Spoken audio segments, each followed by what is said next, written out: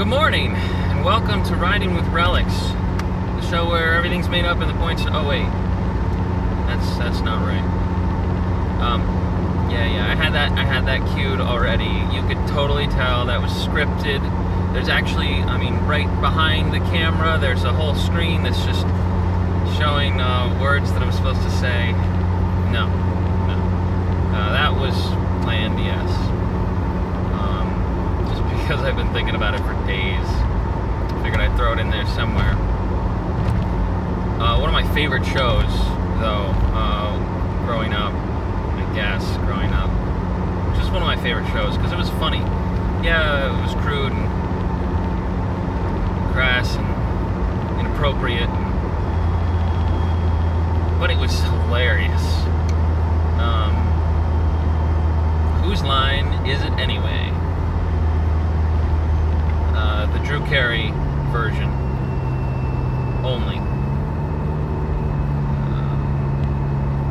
Just had everything. Had humor. But it was really cool. I just loved how they could just improv any situation and do anything. It was so cool to watch. I love Colin Mockery and Ryan Stiles. Drew Carey was a great host, although they made fun of him a lot, but that was because they were all good friends. Wayne Brady was cool too. I wasn't the biggest fan of his bits, just because he was hilarious. He really was when he was in the actual improv pieces that didn't require singing, or even some of the ones that did. I don't know. It just wasn't. He was more of like a standalone guy. He was more of like he could do any song, any style, which was really neat, but not necessarily I didn't really connect to it. Even though I love music, I just didn't connect to that portion. I'm more connected to the relationship between Ryan Stiles and Colin Mockery, and how easy it was for them to work with each other, for them to just jump off each other and build the skit into just this amazing, spectacular show of improv ability. It was just so cool. Anyway, shout out to Whose Line. Again, Drew Carey version. The British version was okay. Not a big fan of the most recent version. Maybe it's because they're all a little up there in age. Maybe it's the host. I'm not gonna. I don't know. I just couldn't connect with it. It didn't feel the same. Just something didn't click anymore. So I'll always go back to the. Sometimes I'll just find old videos and watch them, and they're just as funny now as they were then. I understand a little bit more of the inappropriateness to some of the pieces and some of the things that they said now that I'm older, but still, it was funny then, it's funny now, and that kind of stuff doesn't really get old. You can watch old comedy shows, and they're still hilarious. The comedy that was funny then is still relevant and applicable now to being able to just relax and let someone else provide the entertainment. So it's just really cool. When I think about that, I've tried different improv stuff, and I love it. I wish I could get into it more. I think I'm a funny person, not necessarily funny looking, although the only view you get is my chin and neck. I'm sorry about that. Or the top of my head. It'd be kind of hard to drive like this. In the future, if I do get a better camera that clips somewhere higher, like to my rear view mirror or something like that, then there might be a better angle. But for now, this is what I got. Anyway, I consider myself more of situational humor type person. When I was younger, for a short spell, I did want to be a stand-up comedian, and it was because of shows like that, and it was because of actors like Jim Carrey and Robin Williams.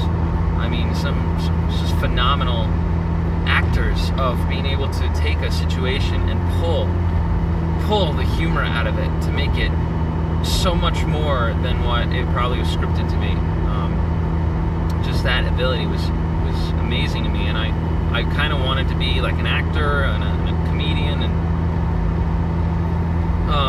stuff like that, but I don't know. It never panned out. I never was really good with the writing material and the whole stand-up nature of comedy, where you know, you prepare in advance what you're going to say to make people laugh. I'm more of a, this is the situation that just occurred, I'm going to say these things because it fits perfectly and will cause people to laugh, or you know, different things like that. So I never really was able to you know, script those things, to write those. I never had jokes. I never had jokes that I could just pull from. It was more of a instant reaction type humor. So I call it situational humor, and or situational comedy or whatever. But that's more of my style. You know, so you're probably not going to get any of that here, because I have to be in a situation with other people for that humor to come to life in my brain, and ultimately say it in a way that is received with laughter. So you may not get that here, but I don't know. I just talked for almost 7 minutes about humor and comedy. It's a really big part of my life. I love to make people laugh, and I love to laugh. I love to laugh, ha ha ha ha, long and loud and clear.